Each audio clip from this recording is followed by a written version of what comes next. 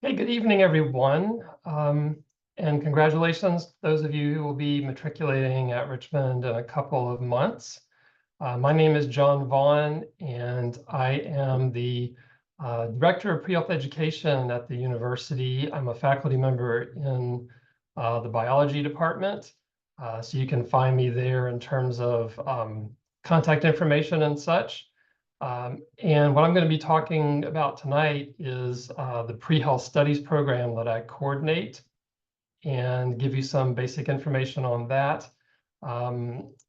Just want you to realize also that there will be a formal orientation meeting that will be held usually during the second week of classes in the fall, where we can go into much more depth about the program. So I'll just be talking very generally tonight, but I'm happy to answer questions. You may have specific questions. We do have a webinar format we are using this evening, so I cannot see you or hear you audibly, but you do have access to the Q&A function in Zoom. So as I go through these few slides I have to show you, if you have questions at any time, feel free to post them in the Q&A section, and I'll keep a watch out for that and try to answer your questions as they come. Okay. So I wanted to begin this evening just by clarifying what pre-health studies is and what it is not, because this is sometimes a point of confusion for new students. So in terms of what it is, okay, so pre-health studies is a program that supports all pre-health students at Richmond. And defining pre-health for you, I mean students who are pursuing any kind of health profession career. Okay, so I underline these words because sometimes students think that I work only with, people who are looking at medical school as an endpoint, but really pre-health includes more than 200 types of healthcare professions. Now, the ones that Richmond students tend to gravitate toward, these tend to be a much smaller subset of that larger group. And you can see on this donut chart that I have for you here, the data from last year's applicants from Richmond to health profession schools. And you can see that there's slightly more than half of our pre-health students last year who applied to medical school, with the remainder being divided between physician assistant, dentistry, physical and occupational therapy, pharmacy, and nursing. Second thing I wanted to emphasize on this slide is that in terms of the pre-health tracks, it really does not matter what your academic major is at the university. So you can be a part of the pre-health program having any major on campus, and this includes students who may be majoring in the leadership school or in the business school. So these are the academic majors you can see here from last year's group, the ones who applied to professional school. And you can see it's a pretty diverse group in terms of academic interest. And something else to point out here is that when you look at that list of majors for last year's applicants, one thing that you don't see is pre-health or pre-health studies. And that is because pre-health studies is not an academic major at the university. That is to say, you cannot simply package together the courses you need to take for health profession school and call it a pre-health major at U of R. So think of the pre-health studies program instead as a resource to support you on that path to help you get to that endpoint after finishing at Richmond. And I'll talk more about the resources that the program entails a little bit later. But while I'm on this slide here, one other thing I wanted to mention about what the program is not is it's not the same thing as health studies, okay, which is an academic program that you can choose as either a major or a minor. Sometimes the health studies program gets confused with the pre-health studies just because we have a fairly large number of pre-health students who take courses in the health studies program in that department. But they're actually separate entities from one another. By the way, if you're interested in learning more about the health studies program, I would encourage you to visit their webpage. A lot of good information there. Um, their curriculum really does cover some important topics that will impact your work as a future, healthcare professional. So they talk a lot about healthcare policy in the United States. They talk about health economics, public health issues, and these courses are taught by a combination of our full-time faculty at Richmond, as well as local health professionals who come in to the classroom, bringing their real-world experience. Just for example, we've had, it was either 4 or 5 physicians this past year who taught courses for us in that program. We also have a healthcare attorney who regularly teaches courses for the program.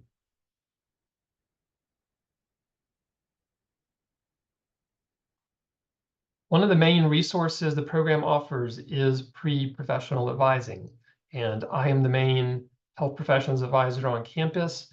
And my job is to help students plan out their curricular and extracurricular activities and take into consideration what they're planning to major in or double major or minors and that sort of thing, whether they want to study abroad and how to fit that in, when they want to take national tests like the MCAT, when they see themselves applying to professional school. With more and more of our students taking gap years, that's variable.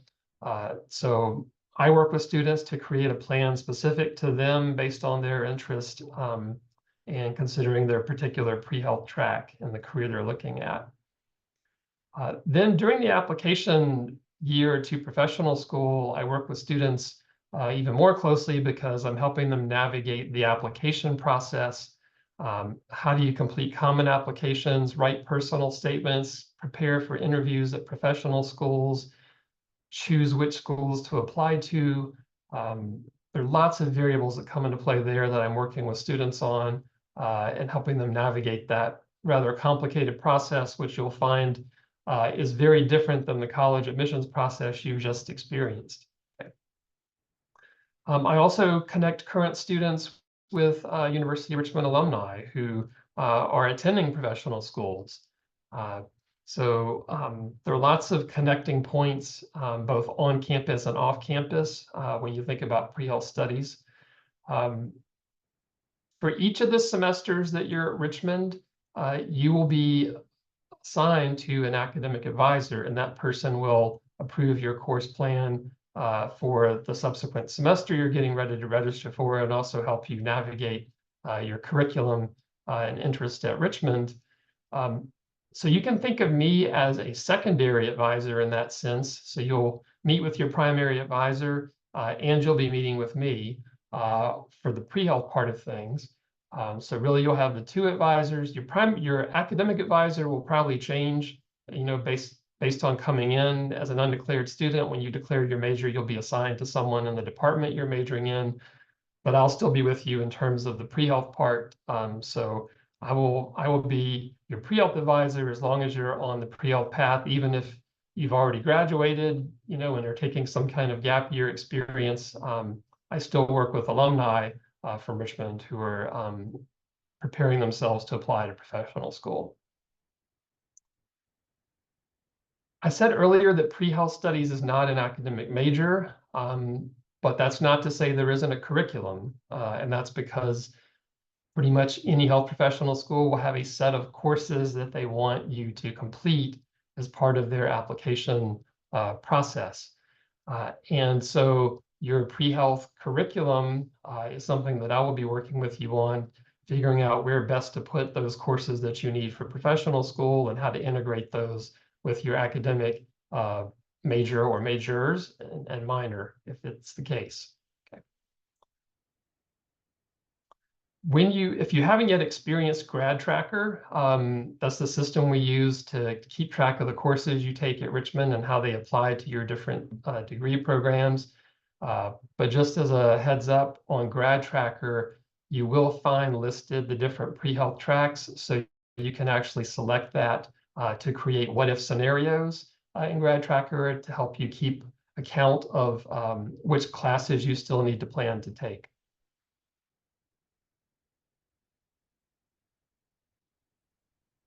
While we're talking about courses, as you know, course registration is not too far off for the fall.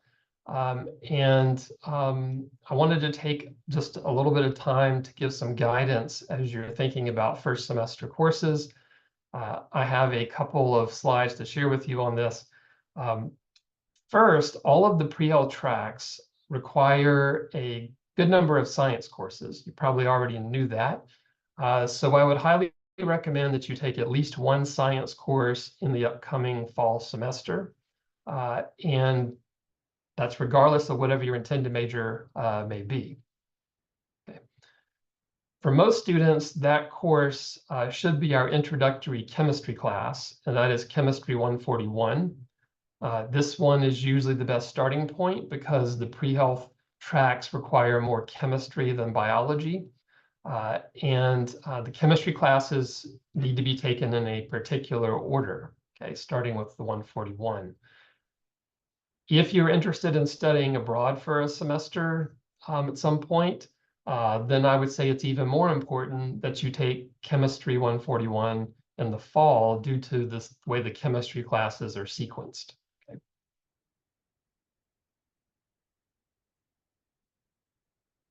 There are a few exceptions to this rule about taking Chemistry 141 in the fall, and that would be number one, if you're looking at physics potentially as a major, then we would want you to take an introductory physics course that fall semester. Secondly, if you are participating in the SMART program, then we would have you taking an integrated biology and chemistry course in the fall in lieu of 141. Once you complete the SMART course sequence, you would actually have credit for the 141 class. So it's built into that sequence. And then third, if you think you have a weak background in science and you would maybe prefer not to jump right into science courses starting out and pushing it off to the spring, just basically to give yourself an easier adjustment period to college life, then that would be a reason to delay.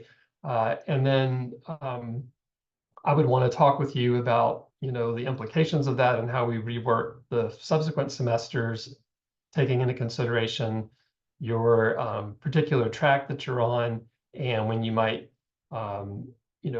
consider taking the national test downstream for later application to professional school.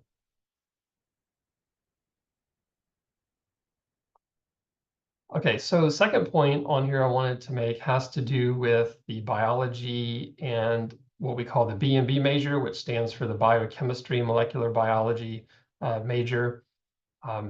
For persons who are looking at those two, then you might also consider taking the Biology 199 course, which is our introductory biology.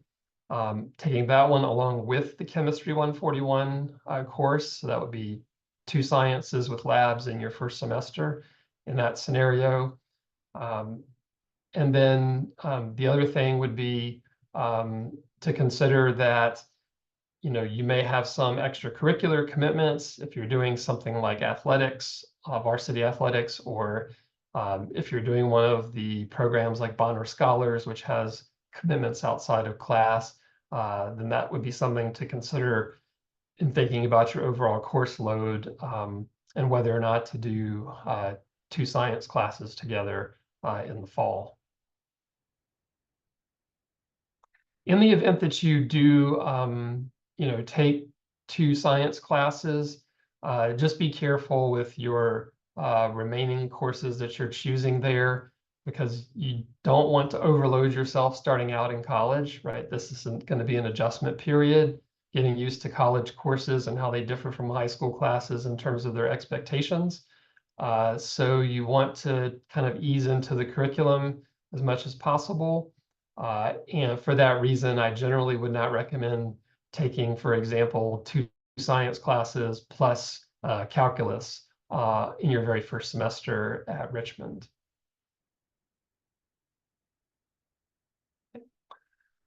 Final point I wanted to make regarding courses for the fall has to do with AP and IB credits that you may have based on your high school work. If you visited the New Spiders webpage, you will find the full version of this chart that I'm displaying here. And it basically shows you how, in this particular one, AP scores are received at the university for credit. And the full chart will include all the sciences, so biology, chemistry, and physics courses, and how we handle those.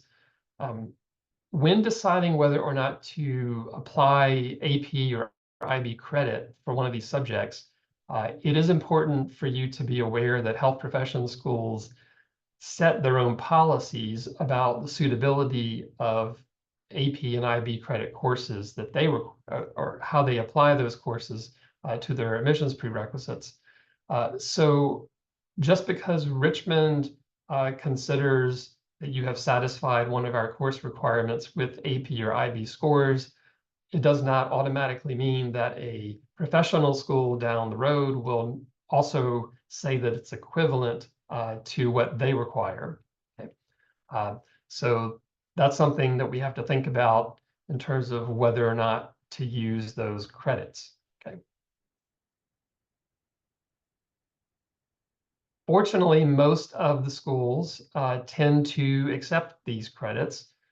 So of the science courses I mentioned a moment ago, it's always okay to use AP credit for biology because, we don't have credit equivalency for a majors level biology course with that one. It's non-majors credit for biology that you receive. So that is not a pre-health course. Only the majors level science would be considered pre-health. So there's no issue at all using AP credit for biology. The same applies to calculus and any non-science courses. It's also generally okay to use credit for physics courses because I find that most of the professional schools will accept that as well. In my experience, the one that is more in a gray area for schools is the chemistry in terms of whether or not they will accept AP or IB credits.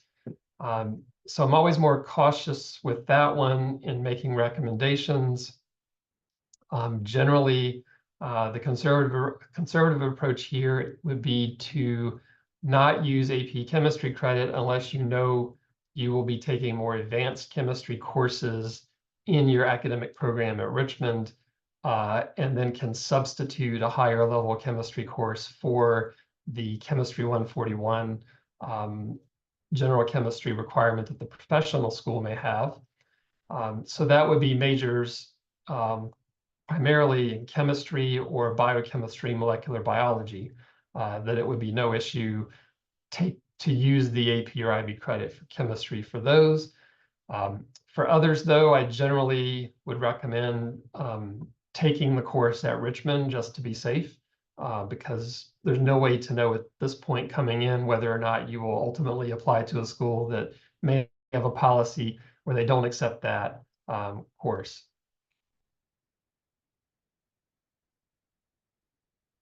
Okay.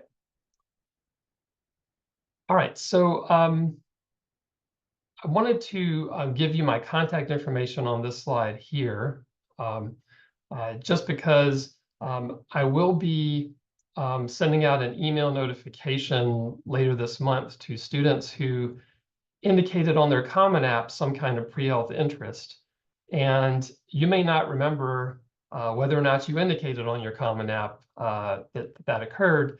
And so if you do not receive an email from me later this month about pre-health, then please reach out to me and let me know you're interested in it, because I have a pre-health email list that I'm going to be setting up for the fall semester to communicate with all the new students. And that's where I'll mention, the orientation meeting and provide details about date and time and such. So I want to make sure you get all the information that's relevant to your interest. So again, if you don't hear from me later this month, be sure to reach out to me and let me know so you can be on my email list. Okay. In terms of resources of the program, I focused more on advising tonight, but there are a lot of other resources in terms of connecting you with experiences in the community, volunteer work, clinical opportunities for shadowing and such.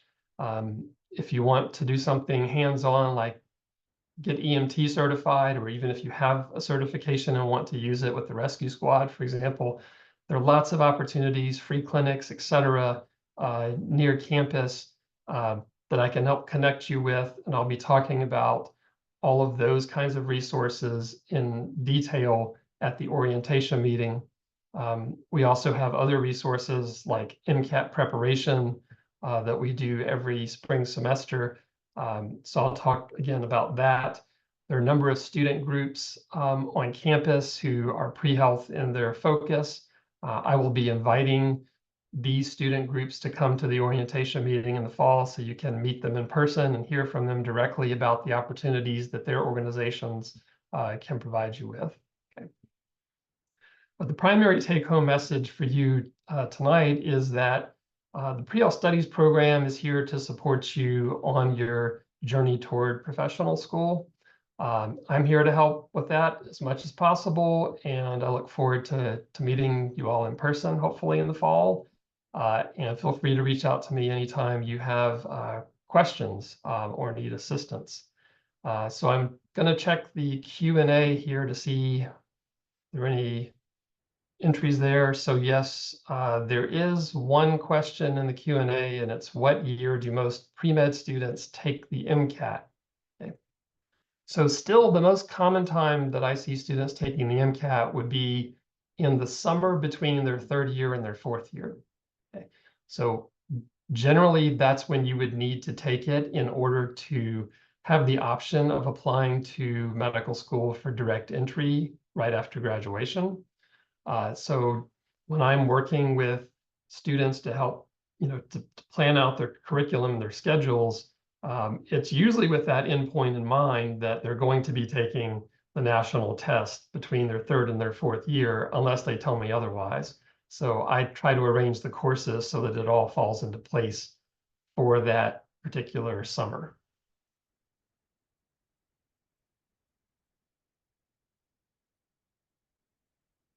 Let's see. So there's another question. How many pre-med students have time to study abroad? Okay. So the most recent data I have on that, I think, is 2 years old. So it would be going back to 22. And when I last calculated it then, it was around about 35% of, I think that data was specifically for medical school. So about 35% of pre-med students study abroad for a full semester.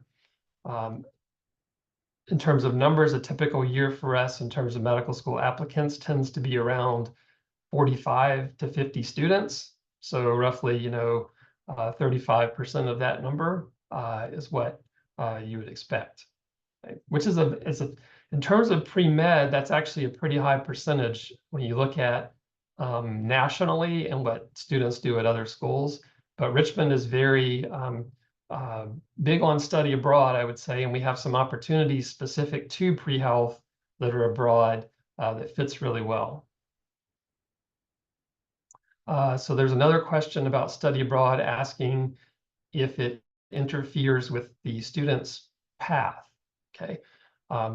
So this is one of the reasons that I would say that planning early is important, because if you know you want to do something like study abroad, and we can plan for that during your first year on campus, then we know that the pieces fit together. But if you don't tell me that you want to study abroad until the semester before you go abroad, say in your junior year, and you've already taken a good number of classes, it's going to be really hard maybe to fit that in, given the number of semesters that remain. With early planning during the first year, it's usually no issue at all and is not going to interfere with any of the pre-health tracks.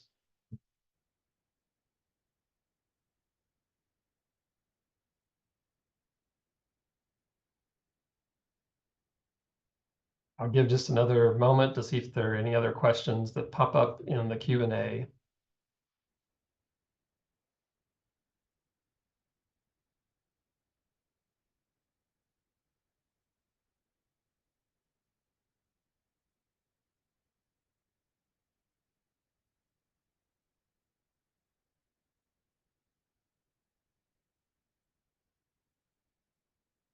Okay, so there is another question that's come in. It says, is EMT certification available this fall?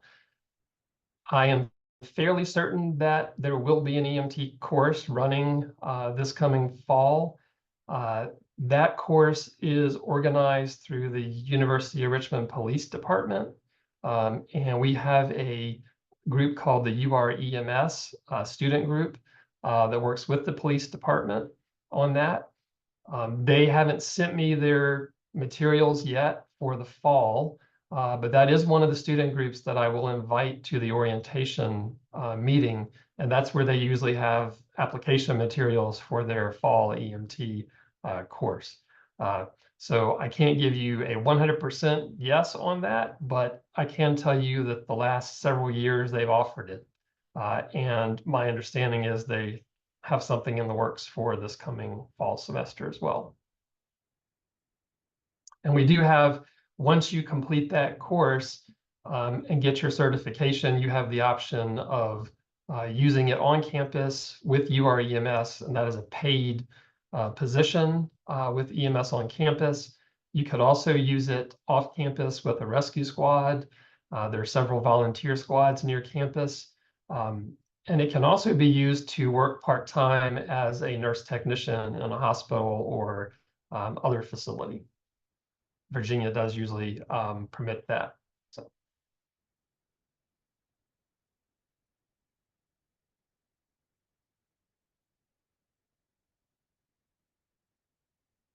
All right, I don't see any other questions coming in.